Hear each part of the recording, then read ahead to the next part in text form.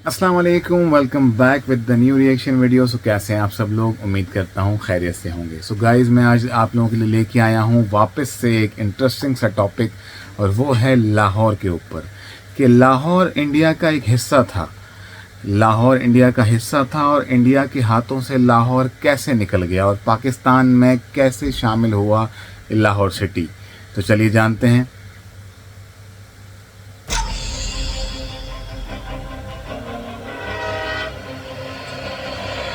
Partition का time दिखा रहा हूँ। पंजाबी भाषा में एक कहावत कही जाती है कि जिनने लाहौर नहीं देखा जन्मया ही नहीं, वो जन्मया ही नहीं। यानी जिसने लाहौर नहीं वो देखा पैदा ही नहीं पैदा हुआ। ही नहीं हुआ।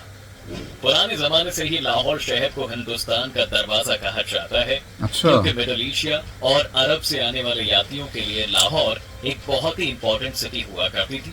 और बताया जाता है कि दिल्ली तक पहुंचने के लिए लाहौर से ही गुजरना होता था। लेकिन बंटवारे के बाद लाहौर पाकिस्तान के हिस्से में चला गया और आज तक ये बात कही जाती है कि लाहौर की ज्यादातर आबादी सिख और हिंदू ही थी।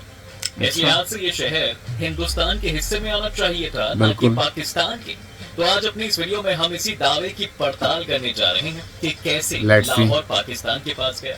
जानना चाहते हैं? और चलिए हमारे साथ। लाहौर दोस्तों, ये है पाकिस्तान का लाहौर, जहाँ की ऐतिहासिक और पुरानी हवेलियां आज भी पार्टीशन का दर्द अपने अंदर समेटे हुए हैं। 2017 के आंकड़ों के अनुसार आज यहाँ पर 94.7% आबादी मुस्लिम की है, तो वहीं महज 0.2% आबादी हिंदू है, जो ना के बराबर ही है। लाहौर को पाकिस्तान का दिल कहा जाता है, और कहा भी क्यों ना जाए। पाकिस्तान के रेवेन्यू का 11.5% हिस्सा अकेले लाहौर से जो आता है। इसके अलावा ये प्रोविंशियल इकोनॉमी में भी 19% का योगदान देता है। लाहौर पाकिस्तान का एक इम्पोर्टेंट हिस्सा है, लेकिन ऐसा कहा जाता है कि पार्टीशन के वक्त लाहौर पाकिस्तान का नहीं बल्कि हिंदुस्तान का हिस्सा होने वाला था। भारत ही नहीं बल्कि पाकिस्तान में रहने वाले कुछ लोगों का भी यही मानना है, लेकिन आखिर में ऐसा नहीं हो पाया। ऐसा क्यों नहीं हो अब पाया? इन लोगों की बातें सुनकर बार बार दिमाग में एक ही सवाल आ रहा है कि आखिर लोगों को ऐसा क्यों लगता था कि लाहौर पाकिस्तान के नहीं बल्कि भारत के हिस्से में जाना चाहिए था। क्यों? और बाद में ऐसा क्या हुआ कि लाहौर को पाकिस्तान का हिस्सा बना दिया गया। अब इसको जानने के लिए हमें जाना पड़ेगा दोस्तों इतिहास में पूरे 76 साल पीछे। Should Lahore have been a part of India? देखिए, बड़े बूढ़े बताते हैं कि लाहौर को भारत का हिस्सा मानने के पीछे कई वजह थी।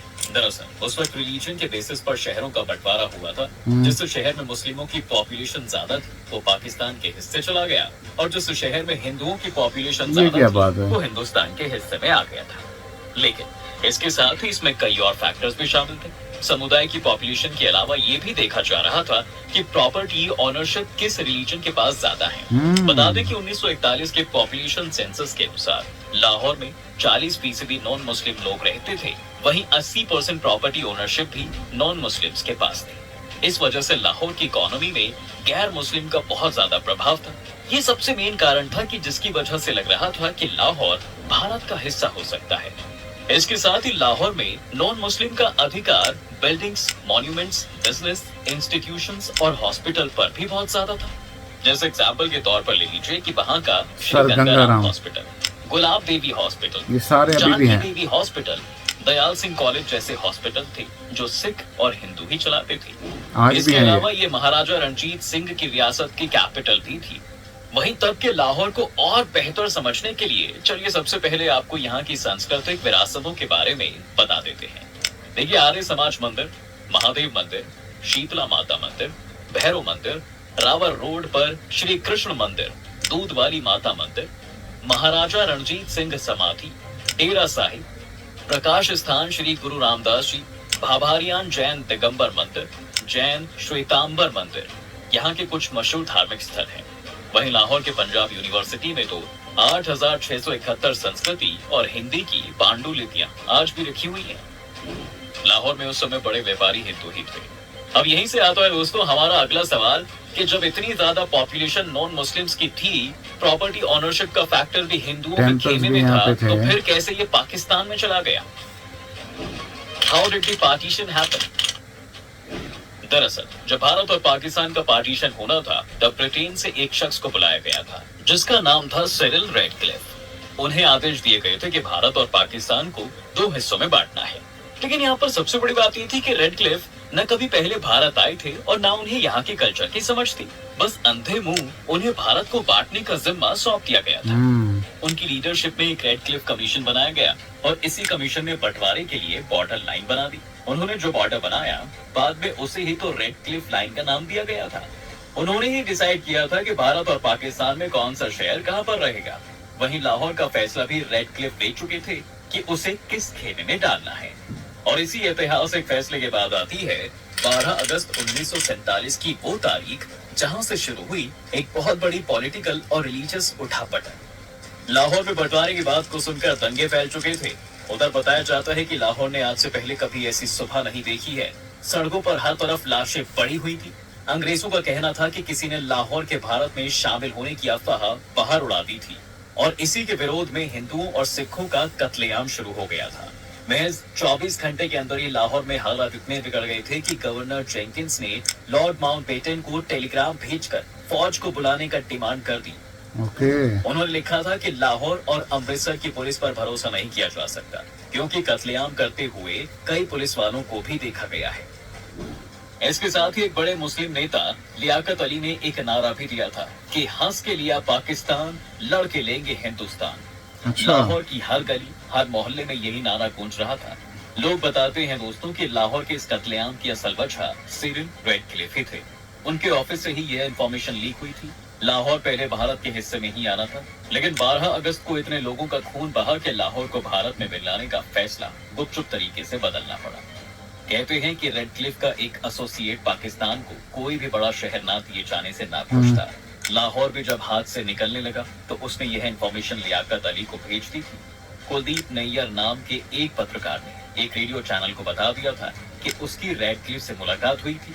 इस दौरान रेडक्लिफ ने नैयर से कहा था कि बॉर्डर लाइन खींचने के लिए उसे सिर्फ 10 से 12 दिन मिले थे।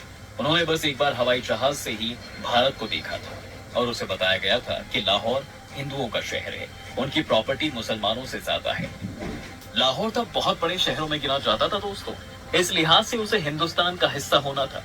लेकिन पाकिस्तान को कोई बड़ा शहर मिला था नहीं। तो रेडक्लिफ का कहना है कि बंटवारे के बाद मुझसे नाराज रहने वाले पाकिस्तान को खुश होना चाहिए कि मैंने भारत से लेकर उन्हें लाहौर दिया है।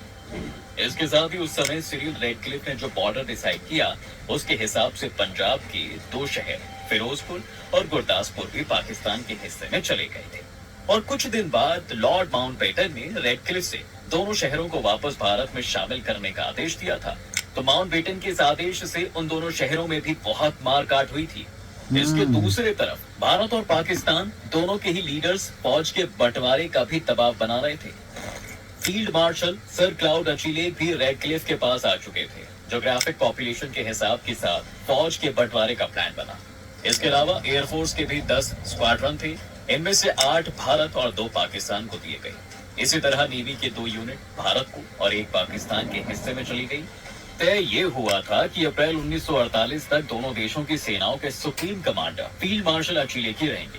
दोनों देशों की सेनाएं बेलगाम ना हो, इसके लिए ज्वाइंट डिफेंस काउंसिल बनाया गया था, जिसके चेयरमैन लॉर्ड माउंटबेटन खुद बने। बताया जाता है दोस्तों कि 3 अगस्त को गांधी की कश्मीर के महाराजा हरि सिंह से मुलाकात हुई। नेहरू के कहने पर गांधी ने हरि सिंह से सिर्फ इतना कहा था कि रामचंद्र काक को निकाल दीजिए। दरअसल रामचंद्र काक हरि सिंह के प्रधानमंत्री थे। 12 अगस्त को महाराजा ने काक को बर्खास्त कर दिया था। कुछ लोगों का तो यहाँ तक कहना है कि उस दिन गांधी ने अगर हरि सिंह से भारत में मर्ज होने की गुजारिश की होती तो कश्मीर की जो आज समस्या है वह नहीं होती। लेकिन गांधी सिर्फ काक और नेशनल कॉन्फ्रेंस के नेता शेख अब्दुल्ला तक ही बात करके वापस आ गए। इसकी एक बड़ी वजह जून में माउंटबेटन का कश्मीर दौरा था। जून के तीसरे सप्ताह में माउंटबेटन कश्मीर में महाराजा हरि सिंह से मिलने पहुंचे। माउंटबेटन ने कहा कि यहाँ की ज्यादा आबादी मुस्लिम है, ऐसे में पाकिस्तान में जाना ही सही होगा। महाराजा ने माउंटबेटन की बात खारिज करके उनकी सलाह ठुकरा दी। महाराजा का झुकाव जिन्ना से ज्यादा नेहरू की तरफ था। तभी उन्होंने अपने सबसे विश्वास वाले आदमी काक को भी हटाने में देर नहीं की। इसके साथ ही देखा जा रहा था दोस्तों की आजादी की तैयारियां सिर्फ अपने देश में ही नहीं चल रही, बल्कि लंदन में भी वैसा ही मंजर देखने को मिल रहा था। यहाँ भारतीयों का सबसे बड़ा अड्डा इंडिया हाउस हुआ करता था। लंदन में तब कृष्ण मेनन हाई कमिश्नर होते थे। तय हुआ था कि कृष्ण मेनन की लीडरशिप में आजादी से जुड़ा एक कार्यक्रम आयोजित होगा। ब्रिटिश पीएम एटली और उनके कैबिनेट को भी इसमें शामिल होने का न्योता भेजा गया। इसके अलावा कृष्ण मेनन 1957 में देश के रक्षा मंत्री भी बने। अब इन सब चीजों के बीच अगर मोटे तौर पर देखा जाए तो रेडक्लिफ की इन गलतियों का खामियाजा सीधे तौर पर लाहौर की जनता ने तो भुगता। जो लाहौर शायद भारत के हिस्से में होना था वो पाकिस्तान में चला गया और लाहौर से बड़े बड़े हिंदुओं और सिख जमींदारों को अपनी शर्ती छोड़कर भारत की तरफ आना पड़ गया। सो गाइज, ये था लाहौर के ऊपर रिएक्शन कि लाहौर आखिर इंडिया का हिस्सा बनते बनते कैसे रह गया, आखिर गलती किसकी थी।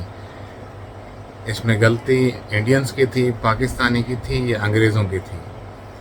मेरा जहाँ तक पॉइंट ऑफ व्यू है वो मुझे ऐसा लगता है कि अंग्रेज़ों की थी। अगर वो गलत फैसले ना करते तो पार्टीशन ही ना होता, और अगर वो गलत फैसले ना करते तो ये शहर यहाँ की बजाय वहाँ होता। और ये यहाँ पे हम लोगों को अगर ये शहर मिल गया है लाहौर, तो क्या सही मिला है? कमेंट सेक्शन में ज़रूर बताइए और अपना ख्याल रखें। अल्लाह हाफ़िज़।